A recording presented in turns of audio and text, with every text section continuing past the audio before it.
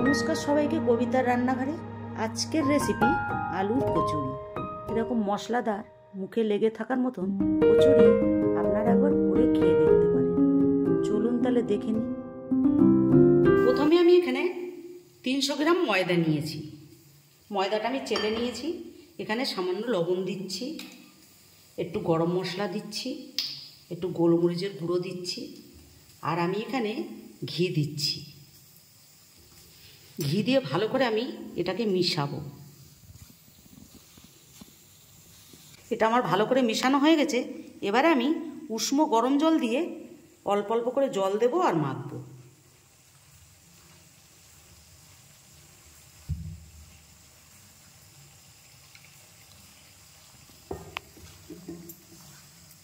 এটা আমার ভালো করে মাখা হয়ে গেছে।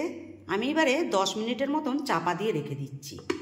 এরপর আমি এখানে 2 চামচ তেল দিচ্ছি। আমি এখানে 2টো আলু সেদ্ধ করে মেখে রেখেছিলাম, সেইটা দিয়ে দিচ্ছি।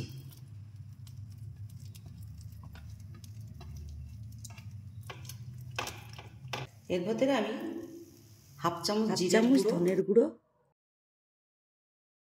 সামান্য পরিমাণে লঙ্কা, একটু হলুদ দিচ্ছি। দিয়ে এটাকে আমি ভালো করে একটু ভাজবো। এটা আমার ভাজা হয়ে গেছে। আমি এতে সামান্য লবণ দিচ্ছি, কেন আমি সেদ্ধ করার সময় লবণ দিয়েছিলাম।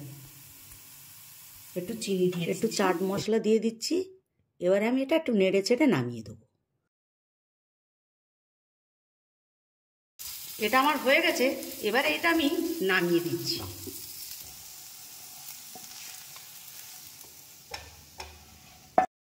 দশ মিনিট আমার হয়ে গেছে। এবার ডোটা দিয়ে আমি লেচি কেটে নেব।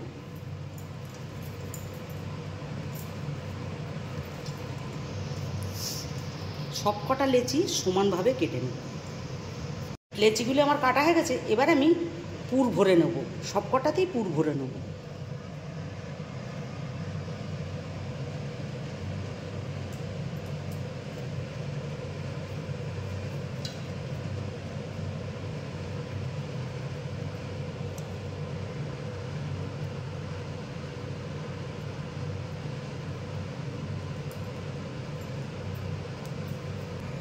সবগুলোতে আমার পুর ভরা হয়ে গেছে।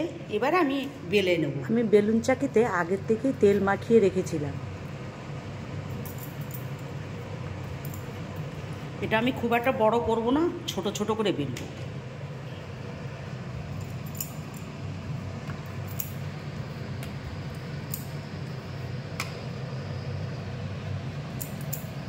সবগুলি আমার বেলা হয়ে গেছে। এবারে আমি একটা সাইডে তেল বসিয়েছিলাম, তেলটা আমার গরম হয়ে গেছে। এবারে আমি দিয়ে দিচ্ছি।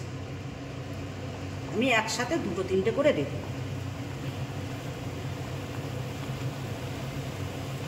দেখুন এগুলো কি সুন্দর ফুলে উঠেছে এবং আমার সব ভাজা হয়ে গেছে। আপনারা এরকমভাবেই ভাজবেন, কালারটা যাতে এরকমই হয়। আমি এগুলো তুলে নিচ্ছি। এইভাবে আমি সবকটি ভেজে নেব। সবকটি আমার ভাজা হয়ে গেছে। এবারে আমি দেখাচ্ছি জিনিসটি কীরকম হয়েছে। দেখুন কি সুন্দর মচমচে এবং খাস্তা হয়েছে। আপনারা এরকম কচুরি আলুর তরকারি এবং ঝাল চাটনির সাথেও খেতে পারেন। আপনারা এরকমভাবে আলুর কচুরি করে খেয়ে দেখবেন। ভালো লাগলে আমার চ্যানেলটিকে লাইক, শেয়ার, সাবস্ক্রাইব করুন।